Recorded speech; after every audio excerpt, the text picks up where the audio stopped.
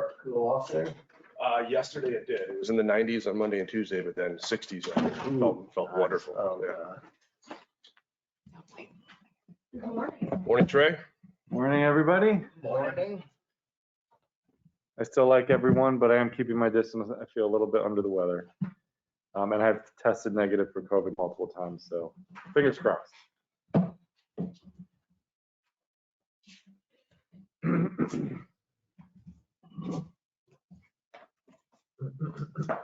Trey, you'll be calling meeting to order. No, yes, I'm sorry. Are we all ready? Yes. Calling the meeting to order. This is the regular meeting, public hearing held by the ARPB of the town of Gulfstream on Thursday, September 22nd, 2022 at 8:30 a.m. in the William F. Koch Jr. Commission Chambers in the Town Hall, 100 C Road, Gulfstream, Florida. Ms. Taylor, can you please call the roll? Should we elect the chairman first? We're going to call the roll, and then we'll, when we establish a quorum, we'll do that. Mr. Canfield? Here. Mr. Roche? Here. Mr. Green? Here. All right, I'd like to ask that we select a chairman pro tem. We do not have the chairman or vice chairman in attendance today, so we would entertain a motion at this time to appoint someone to chair the meeting. I will nominate Mr. Canfield again for, that's what you did it last time. I did. Yeah. So I will nominate him. Second. All right, Rita, can you call the roll, please? Mr. Roche? Yes. Mr. Green? Yes. Mr. Canfield? Yes. All right, thank you. All right. With that, we've got the minutes from the meeting on July 28th. Did anybody have any questions or comments? Follow up on that. I'll recommend that we approve the minutes. Second.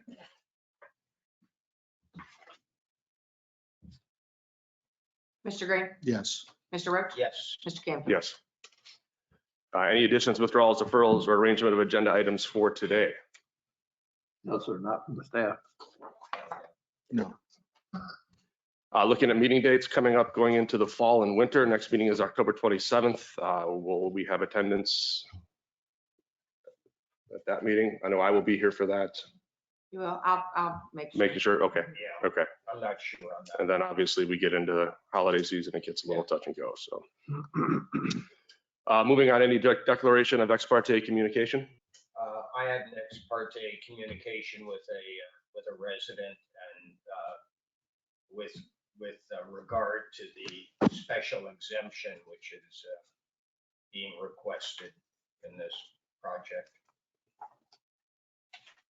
But it was just, asking for what if they knew what went on, what the rationale was for it. Okay. Renee, would you like to administer the oaths?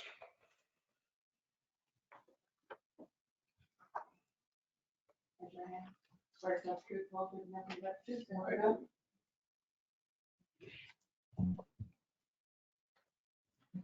God. All right, pretty clear where we're starting today. So you guys would like to get us going. I know we did this 2 months ago, but maybe just give everybody a review and start from scratch so we're all fresh with it, especially since Mr. Roach wasn't here for the original presentation. I've read it all. No. Hello, Shane Ames, architect, 203 Dixie Boulevard, Delray Beach.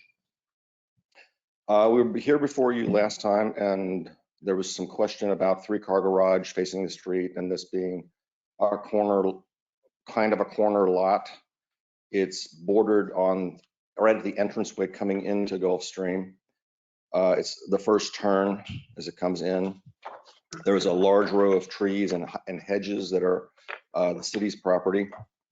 They're coming down the portion. We had originally a 3-car garage, and we went back to a 2-car garage, pulled it in to the structure and put a golf cart on the backside that a car cannot maneuver and get into. We adjusted the floor plan accordingly and redid the square footage, made it a little bit larger. We went up a little bit closer to our max that we can. And we have, we feel we've complied with all of rules and regulations now that were in question before.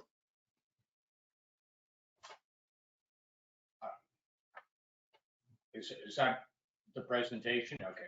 Yeah. I do have a question. Yes. And my question is with regard to the special exception. Mhm. I mean, I've looked at the house, looked at the layout and everything. It's beautiful. However, the one thing I do object to, and it is allowable to have a special exception. However, this is a new project with you as the architect. Mhm. So you knew that the footage was 6,970, I believe, just from recollection. And yet you wanted to have an additional 300 feet. And since it is a new project, I don't feel that extra 300 feet is in fact needed. Is it allowed? Yes, it is at times allowed, but rarely or actually more recently, the commission has tried to keep house building within the FAR, not the FAR plus, which is what this is. Now, I realize that this is a spec house and that you want to get as much yardage as you can because you get more money for the additional yardage. But within that feeling, my observation is that this house is already very large and dwarfs the houses beside it. The one across the street is 3,700 square feet. The one beside it is 4,000 and change square feet. Mhm. And you want 7,000 plus square feet. In that section of the code, 7071B, it says, you can have 300 feet.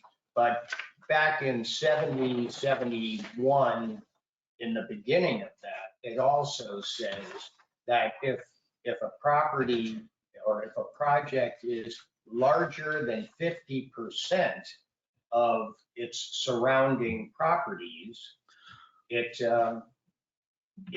presents a problem because it makes that house look like the castle on the block. And that's my problem with the project. And I was wondering if you had it in your ability by drawing a couple more lines of cutting out the 300 feet. Possibly, but the initial thing to try to make this house not overpower everything else in the front, because the width is the width. It's just a little bit deeper in here. We did not go to a two-story house, I know, which, and I'm appreciative Yeah. of that, very appreciative of that. yeah, and because of the two-story nature of a massive house, that would have really overwhelmed. But by keeping this as a one-story house to all the limits of all of the heights allowable, it doesn't look massing wise any different than any of the houses on the street as it goes. Well. Because all the other houses on the street yeah, are and to their this property house- lines in the front. And And this house, the mass of it goes back rather than out. correct. And I am aware of that. But I was,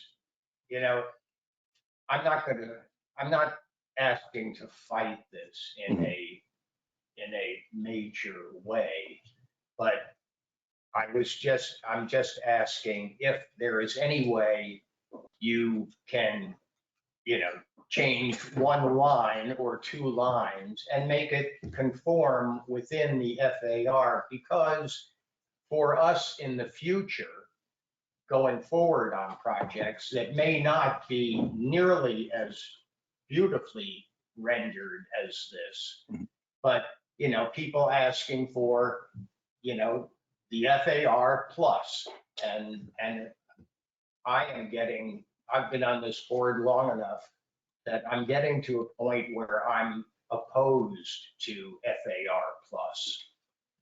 And, you know, it is in the code, and I agree with you that it is in the code. Mhm. But I'm just asking if it might be possible.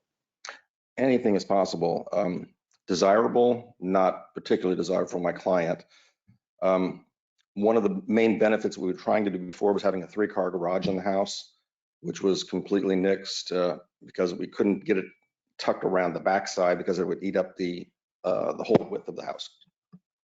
And in compensation for that, we went with a little extra square footage. Yeah, yeah, and you know, and I've driven throughout Place du Soleil, and there are, and I'm sure you are well aware of seeing 2 different houses over there that have 3-car garages that face the road. Yes. And they were built before this code was enforced, and they are not particularly attractive to the neighborhood. So, Yeah, I would agree to that, yes. offend anybody, but, and I appreciate the fact that you made the golf cart, cut off the 3rd garage and made a golf cart entry in the back so that it is not obtrusive looking. It goes along with, I've done quite a few other homes in Gulfstream over the years, intercoastals, probably a dozen homes over what Yeah, period I of mean, time. I'm not saying that I don't think it is an extraordinarily attractive layout and that the view from the road is not too bulky, even though it is, you know, more than 50%, you know, it's almost 100% larger than the two houses that surround it. Mhm. But, you know, and obviously you, as the architect and your client wants to get as much money as they can for the house, and that's usually done by dollars per square foot. Correct. So I understand that. I just wanted to make that statement and ask if there was any way that you thought you might be able to,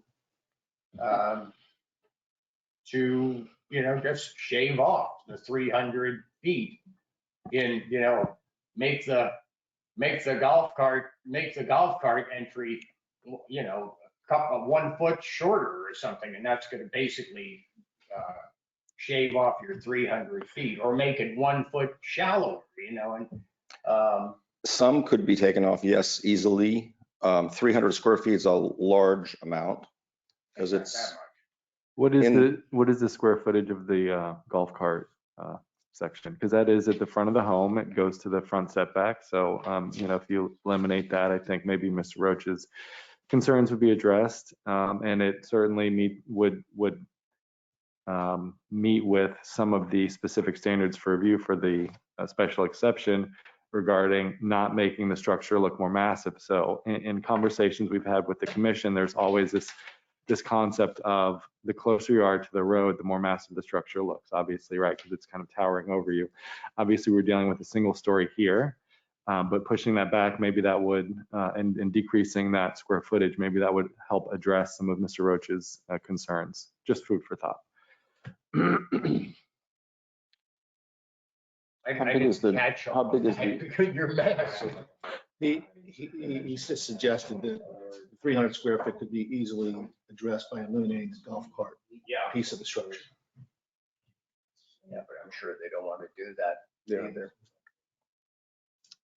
Yeah, the golf cart section is far larger than 300, isn't it? No, it's 20 feet by 8 feet. Oh, 20 by 8. Yes, 160. To 160. Mhm. So that would reduce the special exception in half if they were to eliminate that. Again, Well, if it's, that could be done, you know, that would be wonderful. That may be you know, I'd be more than happy to see something like that, but, and that's my only, that was my only concern when I read through these plans. And I read through them and went over and looked at the property and looked at everything in the surrounding area. So, and that was my impression that, I'm sort of a believer that when you're building a house, you don't want to make everybody else on the block feel that, oh, I've got a second class house now because here's this, it's not a mass problem, but here's a 7,000 square foot house as opposed to my 3,600 square foot house, and it's, What is this? So while they're looking, I'll just add, I think, obviously, I'm going to be the one that's enjoying this view more than anybody for the next few years, living right across the street from it, so.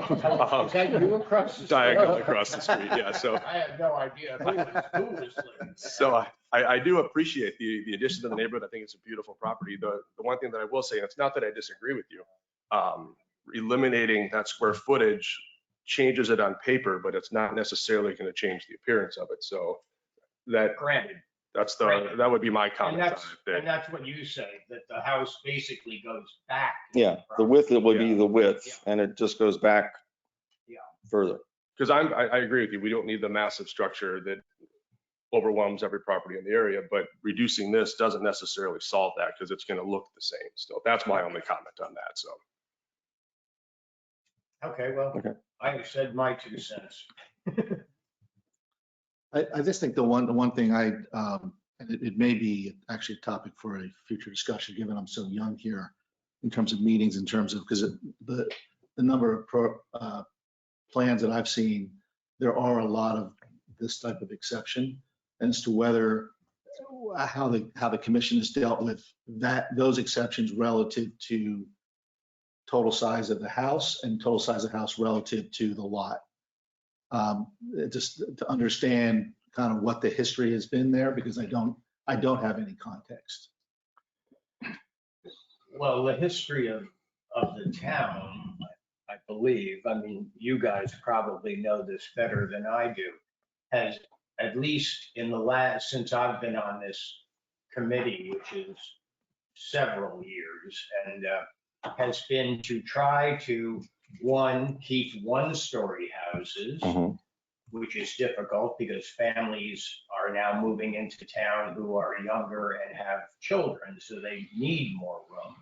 But also to just keep things a little bit more compact and to retain the feeling of the town, which is not an ostentatious feeling. It's a feeling of community. And looking at the picture that you have of this house, I think that definitely fits into that. And I think that you don't get the impression that this goes way back in the back, which it does, but and it's very, very nice. But I was more thinking of the future, and when we say yes to a special exception, it basically opens up a Pandora's box for every future developer to say, well, okay, well, we can put, this is what we can put, but we can always add on 300 here. And we used to have the thing that you could have 2 exceptions. And so we're 300 feet there and 300 more feet here. So then we can really sell it for something. And we are now in a position at the commission, I believe, that we are trying to curtail that feeling of additions. And Mr. Chairman, when I first got here, special exceptions basically were just a matter of, okay, we're going to ask for it, and it was almost automatically approved each time. But over the last year or year and a half, maybe 2 years, the town commission has been giving a much higher level of scrutiny to all special exceptions that are proposed. So, I appreciate all of your comments. You may hear those again at the commission level. So, again, that's been our experience. I don't know if Trey has anything to add to that, but they have been giving a higher level of scrutiny to special exceptions. And I think we've been good at that in the last, since I've been on the board, we've been, not because I've been on the board, but since I've been on the board, that we've been looking at those as well. This one I struggle with because it is called out in the code book as an allowable exception. Correct, So- but there are justifications that Yeah. have to be met on special exceptions. Probably not as high a bar that's set for special exceptions as variances, but they still have justifications that need to be met for. And that was, I guess, the context of one of my query, which was if you're building a 4,000 square foot, 4,500 square foot house on the slot and you're looking for a 300 square foot exception, it seems different than if you're building a 7,000 square foot house and asking for a 300 foot exception. Like I said, that's a little bit of history that I don't have, but it certainly makes sense to me in terms of how you think about it. Yeah, I mean, and the rationale for it, for that exception is exactly as you have in your big open area in the back, which is 600, I think, square feet. Yes. Yeah, in the back. And that's, that special exception that we have approved is so that people will have outside open to the air additional footage. But my only feeling was that, okay, that's very beneficial for a 4,000 square foot house. Is it really needed for a 7,200 square foot house? No, And, this is also quite a large lot. It's an Yeah. unusually large lot over there, which we work very carefully trying to keep the scale down on this thing, pushing it back into the back. Now, any large lot that's going to be in the city, everybody is going to do the same thing and build the square footage as to what they can do. Yeah. I know. It's all cost value. And as I say, I am not I don't feel strongly enough about this to vote against it when we come to voting. But I just wanted my feelings to be on the record Mhm. for future builders in their thinking about the FAR, and that it should try to be within the FAR. And I would, to bring up the topic again, it would seem to me that it would make sense for us to try and figure out if there is a standard to think about where the exceptions make more sense than not, right? Because as I said, it's when we're talking about mass, Yeah. it's a different topic when you have a 4,000 square foot house versus a 7,000 square foot house. It might make it a little easier for developers and architects to know what they're going to, come in for. It's a topic for a future, maybe a broader commission meeting, obviously. I would agree with that for but future it's projects. a So useful topic to Yeah. address, maybe. again, it's related to this project. It doesn't change the appearance of the house. That's my Right. take. I totally agree with you that it's just because it's there doesn't mean you're entitled to it. So I think that might be a broader discussion, but at the same time, it doesn't make this house more massive from the street, just on paper. So that would be my opinion on it. Well, Are we in a position to make a motion? yeah, let me see. Where is my motion sheet? It's a long one.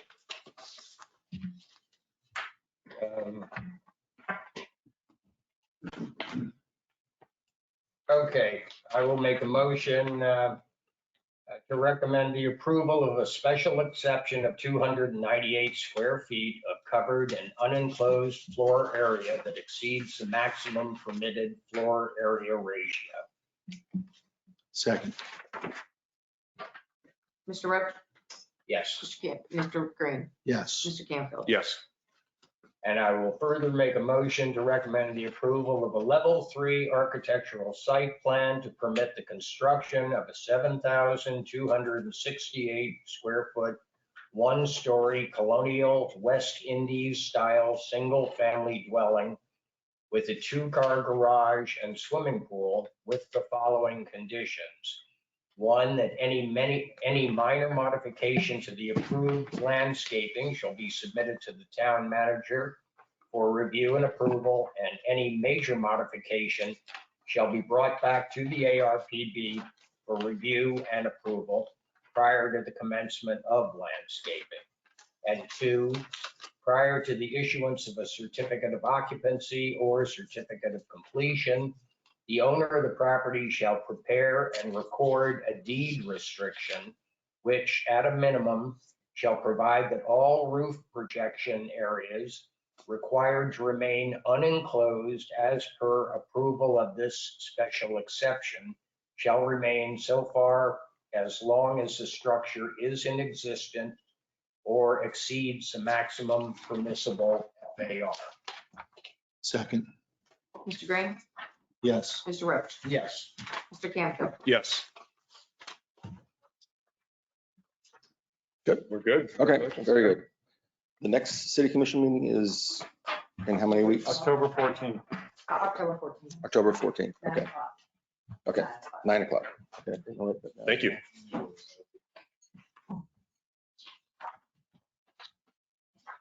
Now, what else do we have? Anybody have any other items by staff, No, sir.